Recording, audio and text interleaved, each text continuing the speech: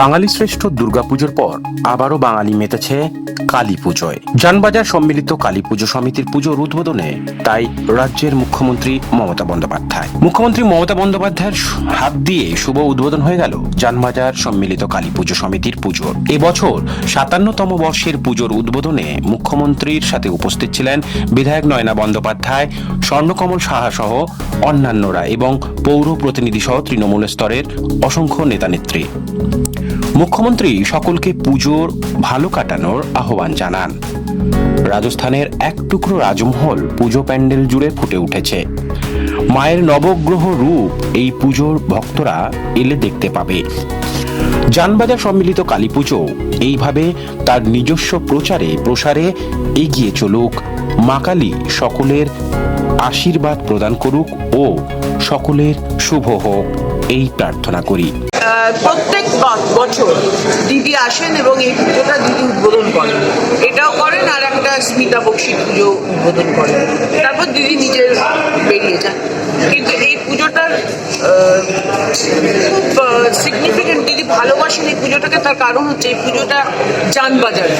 এখানে আপনারা জানেন যে রানী রাসমণির বাড়ি আর দুটো বাড়ির পাশে এখনো সেই বাড়ি আছে, রানী রাসমণির বাড়ি। এবং রানী রাসমণি আমাদের মা ভবতারিণীকে করেছিলেন।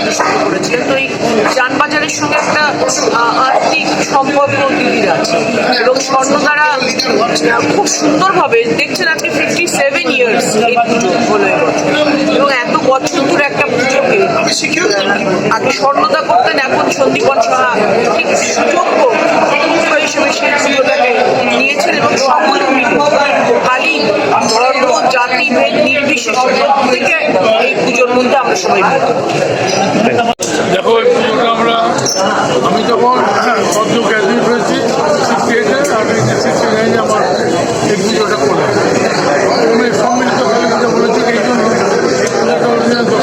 এই পুজোটা ভেতরে হতো ওকে নিলাম আরও 2-4 পুজো কমিটিকে একত্রিত করে এই পুজোটা রাস্তার উপরে আনলাম।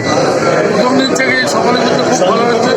পরের বছর আবার যখন প্যান্ডেল হয়, এবার সবচেয়ে ভালো হয়েছে। প্রতিবার করতে পারি, এবার সবচেয়ে ভালো হয়েছে। আর এবার সত্যিকার আমিও নিজে এত সুন্দর প্যান্ডেলটা এবং আমাদের যে মায়ের রূপ এত সুন্দর হয়, মন ভরে সকলেই বলে। কৃষ্ণপাল সে মারা গেছে, সেই মুহূর্তে তার ছেলে এখন